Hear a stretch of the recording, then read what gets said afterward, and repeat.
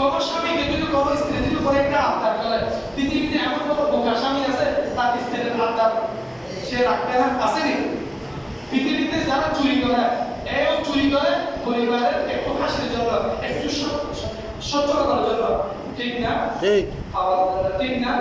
যিনি এত তীক্ষ্ণ রোদের মধ্যে সারাদিন কঠোর পরিশ্রম করে রোদের সাথে যুদ্ধ করতেছে, তিনি স্ত্রী সন্তানের একটু সুখের জন্য, একটু হাসি শান্তির জন্য, যদি বলেন ঠিক কিনা? বৃষ্টি হওয়া বড় বৃষ্টি হচ্ছে, বস্ত্রপাত হচ্ছে, দিনের মধ্যে কৃষক কাজ চালিয়ে যাচ্ছে, না কাজটা আজকে দিনের মধ্যে শেষ করতে হবে, এরকম একটা প্রতিযোগিতা তার মধ্যে আছে। কিসের জন্য?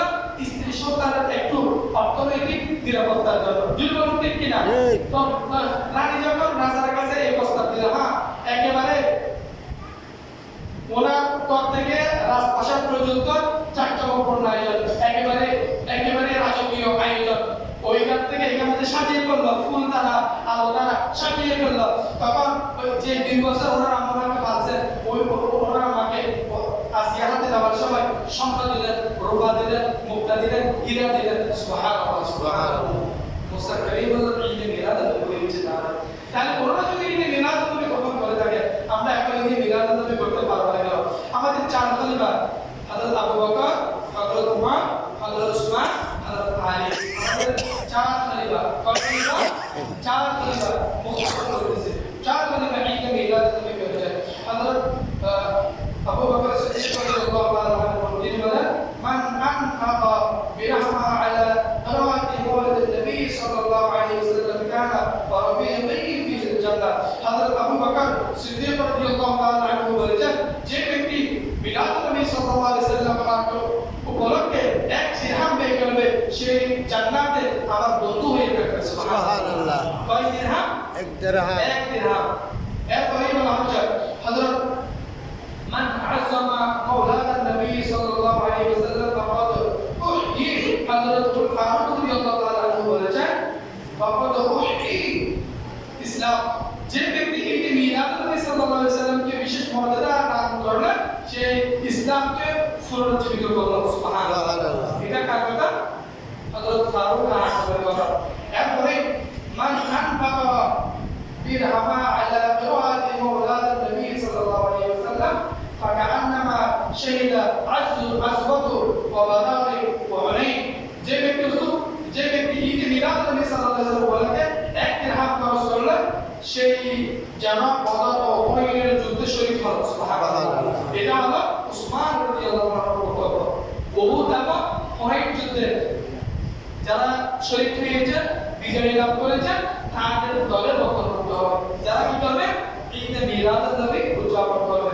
এরপরে মাওলা আলী কায়নাত রাদিয়াল্লাহু তাআলা আনহু বলেন, মান আযযামা মাওলানা নবী সাল্লাল্লাহু আলাইহি ওয়াসাল্লাম কানা সাবাবান লিবারাতি লা ইয়াখরুজু মিনাদ দুনিয়া ইল্লা বিল ঈমান ওয়া ইয়াদখুলুল জান্নাহ বিগাইরি হিসাব।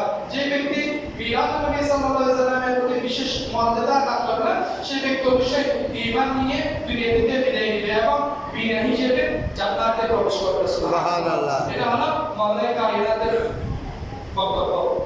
হযরত সাইয়েদনা আলী রাদিয়াল্লাহু তাআলা বক্তব্য, 1 দিরহাম দিয়ে ঈদে মিলাদ নবীর জন্য খরচ করবে, সেই বিনা হিসেবে ঈমান নিয়ে জান্নাতে যাবে, ঈমান নিয়ে দুনিয়া থেকে যাবে এবং সে বিনা হিসেবে জান্নাতে যাবে। আমি এই জন্য একটু তাকিদ দিয়ে বলি, ঈদে মিলাদ নবীর যে শরীক শামিল হওয়ার যে সুব্যবস্থা করা হয়েছে, আপনারা যার যতটুকু সামর্থ্য রয়েছে, আপনাদের খুব দ্রুতই আপনার ঈদে মিলাদ নবীর শরীক হওয়ার একটা প্রতিযোগিতা আপনার মধ্যে সৃষ্টি হবে। প্রতি করবেন ইনশাআল্লাহ। যার সামর্থ্য রয়েছে, নিজের ঘরের মধ্যে, বাইরের মধ্যে একটা ছাগল জবাই করে আল্লাহর নামে, একটা গরু জবাই করে আল্লাহর নামে, এলাকার গরিব দুঃখী অভাবী দারিদ্র ক্ষুধার্ত যেসব মানুষ রয়েছে, তাদের জন্য ঈদে মিলাদ নবীর ছোট্ট আয়োজন করবেন ইনশাআল্লাহ। বলুন আর যদি বলুন ইনশাআল্লাহ। জামিয়ার আশেপাশে এমন কোনো বিল্ডিং নাই সেখানে বিরিয়ানি তাবরুক আয়োজন হবে না, মানুষের জন্য নামাজের ব্যবস্থা করে দেওয়া হবে না, মানুষের সম্পদের ব্যবস্থা করা হবে না, মানুষের জন্য একটা সুস্থ থাকা, নিরাপদ থাকা, বেশি গরম করলে মানুষের জন্য যেটা কল্যাণ হয়, ওরকম আশেপাশে যেসব রোগগুলো রয়েছে, তারা একটা স্পেশাল নিজেদের পক্ষ থেকে আত্মীয় স্বজনকে, দূরের যে আত্মীয় স্বজন আছে তাদেরকে, তাদের যতটুকু চার সম্পর্ক রয়েছে, তারা মেহমানদারি করতে থাকবে। তাহলে আপনিও জানেন আপনাদের গ্রামে অভাবী গরিব দুস্থ কিছু দরিদ্র মানুষ রয়েছে, আবার ঈদে মিলাদুন্নবী করবেন, দরিদ্রদেরকে দাওয়াত দিবেন, গরিবদেরকে দাওয়াত দিবেন না, রিক্সা চালককে দাওয়াত দিবেন না, দিন মজুরকে দাওয়াত দিবেন না, অভাবীকে দাওয়াত দিবেন না, যার বাপ নাই, যার একটা মানে আত্মীয় স্বজন নাই তাকে দাওয়াত দিবেন না, এটা করবেন না। ঈদে মিলাদুন্নবীর দাওয়াত সর্বপ্রথম যার কেমন হয় যে সবচেয়ে অসচ্ছল তাকে এক দাওয়াত দিবেন। আপনি কি দিবেন? দাওয়াত দিবেন। আপনি একটা গরু জবাই করতে না পারলে 10 জনের জন্য আয়োজন করেন, 20 জনের জন্য আয়োজন করেন, আপনার সামর্থ্য যা রয়েছে সেভাবে আপনি কি করেন? আয়োজন করেন। সালাতু আলা রাসূলিল্লাহ সালাতু আলাইহি। ঈদে মিলাদুন্নবী আবু জাহেল পালন করেছেন। কে পালন করেছিলেন? আবু জাহেল পালন করেছিলেন। সংক্ষেপে বলে মুখতাসার। আবু জাহেলকে যখন গিয়ে বলা হয়েছিল যে আপনার একটা ভাই পুত্র হয়েছে, কি হয়েছে? ভাই পুত্র হয়েছে, তখন বাদী সুরাইয়াকে তিনি আযাদ করে দিয়েছেন। কাকে? বাদীকে আযাদ করে দিয়েছেন। উনি মারা যাওয়ার পর ওনাকে সম্পর্কে জিজ্ঞাসা করা হলো যে তোমার সাথে কি রকম আচরণ করা হয়? বললেন যে প্রতি সোমবার, কিবা প্রতি সোমবার অথবা ঈদে মিলাদুন্নবী বলেন আমি জাহান্নাম থেকে, জাহান্নামের আযাব থেকে মুক্তি পাই শুধু এই কারণে, যেহেতু আমার কাছে হয়েছে রাসূল দুনিয়াতে তাশরীফ এনেছে, আমি গোলাম আযাদ করেছিলাম।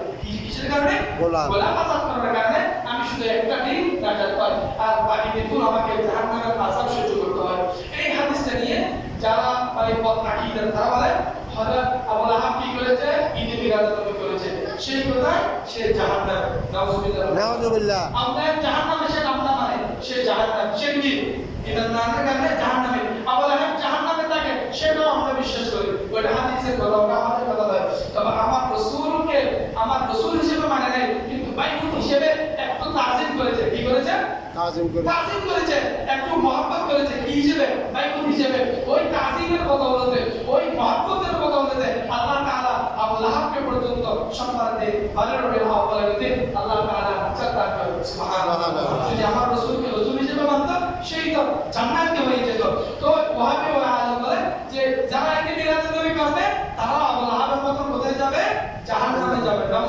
নাউযুবিল্লাহ। এটা আমি কারো মুখে শোনা কথা না, আমি একটা বিবাহ করার জন্য একটা জায়গায় গিয়েছিলাম। ওই জায়গাতে বিবাহ করার জন্য গিয়েছিলাম, তখন ওই মহল্লাটা কওমি মহল্লা, বন্ধুর বাইরে গিয়ে কওমি ছোটবেলায়। তো উনি এরকম 12 আওয়াল মাসে উনি এরকম মুসল্লিদেরকে এই ওয়াজটা করেছেন, আমি সেটা শুনেছিলাম। যারা এই ওয়াজকে সমর্থন করেছে তাদের ঈমান আছে? নাই। আপনাদের আওয়াজ বলতে কোনো তাদের ঈমান আছে? নাই। তাদের ঈমান আছে? নাই। তাদের ঈমান যিনি নষ্ট করেছেন, যিনি ধ্বংস করেছেন, তিনি তার মাথায়ও টুপি, তার গায়েও জুব্বা, তার সেও তার সামনেও কোরআন আছে, তার সামনে কি আছে? কোরআন আছে, হাদিস আছে।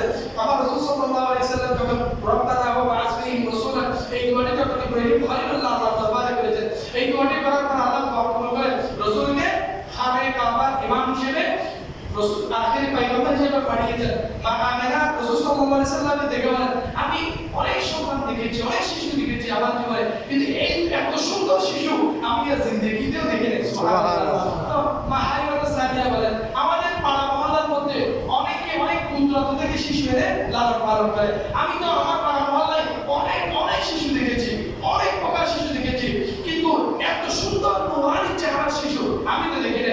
তখন দাদা আব্দুল মুত্তালিব বলেন আরে মা আমেনা, আরে হালিমা সাদিয়া তোমরা কয়জন শিশু দেখেছো?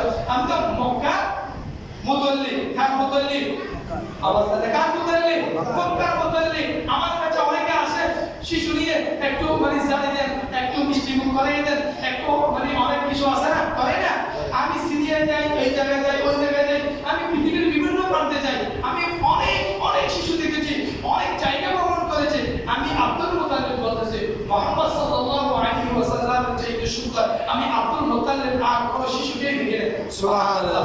হযরত ইব্রাহিম আলাইহিস সালাতু ওয়াস সালাম এই কথা শোনার পর আব্দুল মুত্তালিবকে হযরত জিবরাইল আলাইহিস সালাতু ওয়াস সালাম বললেন আরে আপনি তো শুধু খানায় কাবার মুতাল্লিব। কিসের মুতাল্লিব? খানায় কাবার মুতাল্লিব। আপনি তো শুধু রান্নাঘরের চেয়ারম্যান, শুধু রান্নিয়ে এমপি, শুধু বাংলাদেশের এমপি। পৃথিবীর যিনি চালায় ওইরকম একটা বড় একজন নেতা আছে না? পৃথিবীর একজন সমাজে পাওয়ারফুল নেতা আছে না? বর্তমানে ওই পাওয়ারফুল রাস্তার মধ্যে ধীরে ধীরে অগ্রসর হচ্ছে ইরান, ধীরে ধীরে অগ্রসর হচ্ছে কি ইরান। আমেরিকার সাথে ধাক্কা লাগিয়ে, চোখে চোখ লাগিয়ে, কাঁধে কাঁধ দিয়ে যুদ্ধ চালিয়ে যাচ্ছে সাহসিকতার সঙ্গে, সেটা হচ্ছে বর্তমান বিশ্বের মধ্যে ইরান। বর্তমান বিশ্বের মধ্যে কি? ইরান। ইরান। সেটাকে আমরা কি সেটাকে ইতিহাস কখনো বিকৃত হয়? ইতিহাস কখনো বিকৃত হয় না। এরা বলতেছে আমরা দেব না, ইরান বলতেছে আমরা দেব না, তোমার সাহস থাকলে এসে তুমি নিয়ে যাও।